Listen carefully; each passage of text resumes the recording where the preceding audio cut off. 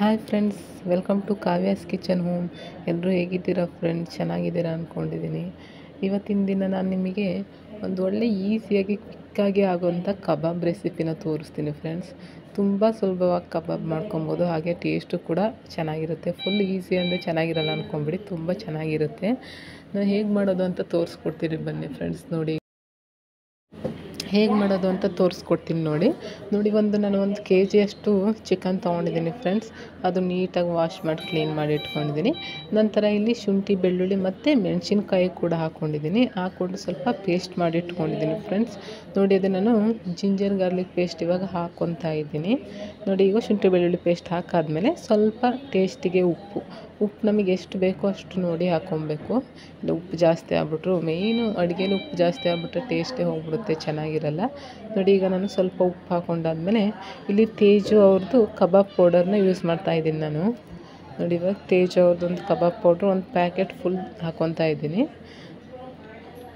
Kebab powder ಆದಮೇಲೆ ಇವಾಗ ಸ್ವಲ್ಪ ನಾವು ನೋಡಿ ಈಗ ನಾನೀಗ ತೋರಿಸ್ಕೊಡ್ತೀನಲ್ಲ ಫ್ರೆಂಡ್ಸ್, ಆ ಮೆಥಡಲ್ಲಿ ಮಾಡ್ಕೊಳ್ಳಿ ನೀವು, ತುಂಬ ಚೆನ್ನಾಗಿ ಬರುತ್ತೆ. ನೋಡಿ ಇವಾಗ ಒಂದು ಮೊಟ್ಟೆನೂ ಕೂಡ ಆ್ಯಡ್ ಮಾಡ್ಕೊಂಡಿದ್ದೀನಿ. ಮೊಟ್ಟೆ ಹಾಕಾದ್ಮೇಲೆ ಸ್ವಲ್ಪ ಕಾರ್ನ್ಫ್ಲೋರ್ ಹಾಕ್ಕೊಳ್ಳೋಣ. ನಾನು 1 kg ಚಿಕನ್ ತೊಗೊಂಡಿರೋದ್ರಿಂದ ಕಾರ್ನ್ಫ್ಲೋರ್ ಒಂದು 4 ಸ್ಪೂನ್ ಹಾಕ್ಕೊತಾ ಇದ್ದೀನಿ. ನೋಡಿ ಕಾರ್ನ್ಫ್ಲೋರ್ ಹಾಕ್ಕೊಂಡಾದ್ಮೇಲೆ ಸ್ವಲ್ಪ ಚಿಲ್ಲಿ ಪೌಡರು ಮತ್ತು ಸ್ವಲ್ಪ ಅಷ್ಟೇ ಕಲರಿಂಗ್ ಹಾಕ್ಕೊಂಡಿದ್ದೀನಿ. ಕಲರ್ ಸ್ವಲ್ಪ ಅಷ್ಟೇ ಹಾಕ್ಕೊಂಡಿದ್ದೀನಿ, ಯಾಕಂದರೆ ಸುಮ್ಮನೆ ಕಲರ್ ಯೂಸ್ ಮಾಡೋದ್ರಿಂದ ನಮ್ಮ ಆರೋಗ್ಯಕ್ಕೂ ಸ್ವಲ್ಪ ಎಫೆಕ್ಟ್ ಅಲ್ವ, ಹಂಗಾಗಿ ಸ್ವಲ್ಪ ಅಷ್ಟೇ ಹಾಕ್ಕೊಂಡಿದ್ದೀನಿ ಫ್ರೆಂಡ್ಸ್. ನೋಡಿ ಇವಾಗ ನಾನು ಮೊಟ್ಟೆ ಜಾಸ್ತಿ ಹಾಕಿಬಿಟ್ರೆ ಫುಲ್ ಅದು ತೆಳ್ಳಗಾಗ್ಬಿಡುತ್ತೆ, ಹಾಗಾಗಿ ನಾನು ಮೊಟ್ಟೆ ಜಾಸ್ತಿ ಹಾಕಿಲ್ಲ, 1 ಮೊಟ್ಟೆ ಅಷ್ಟೇ ಯೂಸ್ ಮಾಡ್ಕೊಂಡಿದ್ದೀನಿ. ಯಾಕಂದರೆ ಚಿಕನಲ್ಲಿ ಸ್ವಲ್ಪ ನೀರಿನ ಅಂಶ ಇರುತ್ತಲ್ವ, ಹಂಗಾಗಿ ಮೊಟ್ಟೆ ಕಡಿಮೆ ಹಾಕ್ಕೊಂಡು ಎಲ್ಲ ಮಿಕ್ಸ್ ಮಾಡಿ ಒಂದು 5 ನಿಮಿಷ ಹೀಗೆ ಬಿಟ್ಟಿದ್ದೆ ಫ್ರೆಂಡ್ಸ್. ಅದನ್ನು ಚೆನ್ನಾಗಿ ಉಪ್ಪು ಖಾರ ಎಲ್ಲ ಕರೆಕ್ಟಾಗಿ ಅದಕ್ಕೆ ಸೆಟ್ ಆಗಲಿ ಚಿಕನಿಗೆ ಅಂಥೇಳಿ. ನೋಡಿ ಇವಾಗ ಸ್ಟವ್ ಮೇಲೆ ನಾನು ಎಣ್ಣೆ ಕಾಯಲಿಕ್ಕೆ ಅಂತ ಇಟ್ಟಿದ್ದೀನಿ ಫ್ರೆಂಡ್ಸ್. ನೋಡಿ ಎಣ್ಣೆ ಕಾದಾದ್ಮೇಲೆ ಈ ಕಬಾಬ್ನ ಹಾಗೆ ಒಂದೊಂದೇ ಹಾಕ್ಕೊಳ್ಳೋಣ. ಕಬಾಬ್ ಮಾಡಬೇಕಾದ್ರೆ ಯಾವಾಗಲೂ ಹುಷಾರಾಗಿರಿ, ಯಾಕಂದರೆ ಅದು ಸಿಡಿದು ಬಿಡುತ್ತೆ, ನೀರಿನ ಅಂಶ ಇರುತ್ತಲ್ವ ಚಿಕನಲ್ಲಿ, ಹಾಗಾಗಿ ಸ್ವಲ್ಪ ಸಿಡಿಯೋ ಚಾನ್ಸಸ್ ಇರುತ್ತೆ. ಹಾಗಾಗಿ ಸ್ವಲ್ಪ ದೂರದಲ್ಲೇ ನಿಂತ್ಕೊಂಡು ಸ್ವಲ್ಪ ಟ್ರೈ ಮಾಡಿ. ಇದು ನನ್ನ ಎಕ್ಸ್ಪೀರಿಯೆನ್ಸ್ ಫ್ರೆಂಡ್ಸ್, ಅದಕ್ಕೆ ಹೇಳ್ತಾ ಇದ್ದೀನಿ. ನಂತರ ನೋಡಿ ಇವಾಗ ಕಬಾಬ್ ಹಾಗೆ ಬೇಯ್ತಾ ಇದೆ.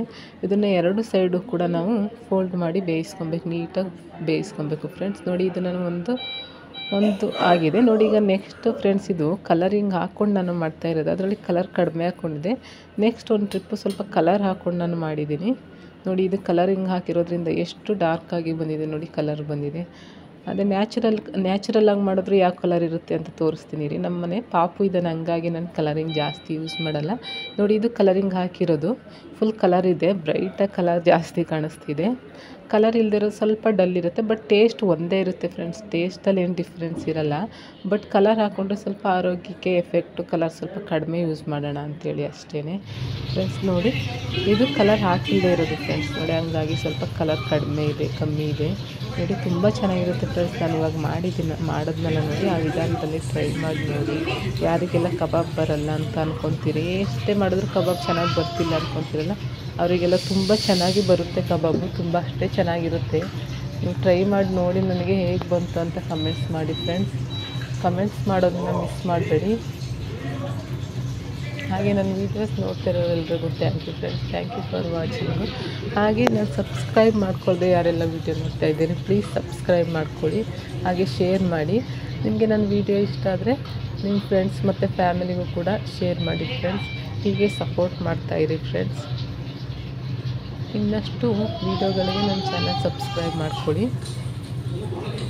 ಹೀಗೆ ಸಪೋರ್ಟ್ ಮಾಡ್ತಾಯಿರಿ ಫ್ರೆಂಡ್ಸ್. ನನ್ನ ವೀಡಿಯೋಸ್ಗಳು ನೋಡ್ತಾ ಇರಿ. ಇನ್ನಷ್ಟು ಈಸಿಯಾಗಿ ನಾವು ಯಾವ ರೀತಿ ಅಡುಗೆಗಳು ಮಾಡ್ಕೊಬೋದು ಅಂತ ನಾನು ವೀಡಿಯೋಸ್ ಹಾಕಿದ್ದೀನಿ. ನಾವು ಕ್ವಿಕ್ಕಾಗಿ ಕಡಿಮೆ ಸಮಯದಲ್ಲಿ ಚೆನ್ನಾಗಿ ರುಚಿಯಾಗಿ ಆಗಬೇಕು ಅಂದ್ಕೊತೀವಲ್ಲ ನೋಡಿ, ಅಷ್ಟು ಚಿಕ್ಕ ಅಡುಗೆಗಳು ಸ್ವಲ್ಪ ಈಸಿಯಾಗಿ ಆಗೋವಂಥ ಅಡುಗೆಗಳನ್ನು ನಾನೆಲ್ಲ ಅಪ್ಲೋಡ್ ಮಾಡಿದ್ದೀನಿ ಫ್ರೆಂಡ್ಸ್. ಈ ವರ್ಕಿಂಗ್ ವುಮೆನ್ಸ್ ಇರ್ತಾರಲ್ವ, ಅವರಿಗೆಲ್ಲ ಫುಲ್ಲು ಬೇಗ ಮಾಡ್ಕೊಳ್ಳೋಕೆ ಟೈಮ್ ಇರಲ್ಲ, ಹಾಗಾಗಿ ಬೇಗ ಫಾಸ್ಟಾಗಿ ಈಸಿಯಾಗಿ ಕ್ವಿಕ್ಕಾಗಿ ಆಗೋವಂಥ ವೀಡಿಯೋಸ್ಗಳನ್ನ ನಾನು ಜಾಸ್ತಿ ಅಪ್ಲೋಡ್ ಮಾಡಿರೋದು. ನೀವು ಕೂಡ ನೋಡಿ, ಹಾಗೆ ಟ್ರೈ ಮಾಡಿ ಫ್ರೆಂಡ್ಸ್, ಹೇಗೆ ಬಂತು ಅಂತ ಕಮೆಂಟ್ಸ್ ಮಾಡಿ. ಹಾಗೆ ನನ್ನ ವೀಡಿಯೋ ಇಷ್ಟ ಆದರೆ ಪ್ಲೀಸ್ ನನ್ನ ಚಾನಲ್ ಸಬ್ಸ್ಕ್ರೈಬ್ ಮಾಡ್ಕೊಳ್ಳಿ ಫ್ರೆಂಡ್ಸ್. ಹಾಗೆ ಲೈಕ್ ಮತ್ತು ಶೇರ್ ಮಾಡಿ, ಮತ್ತು ಏನಾದರೂ ತಪ್ಪಾಗಿದ್ರೆ ಕಮೆಂಟ್ಸು ಕೂಡ ಹಾಕಿ ಫ್ರೆಂಡ್ಸ್, ನಾನು ಅದನ್ನು ಸರಿ ಮಾಡ್ಕೊತೀನಿ. Thank you for watching.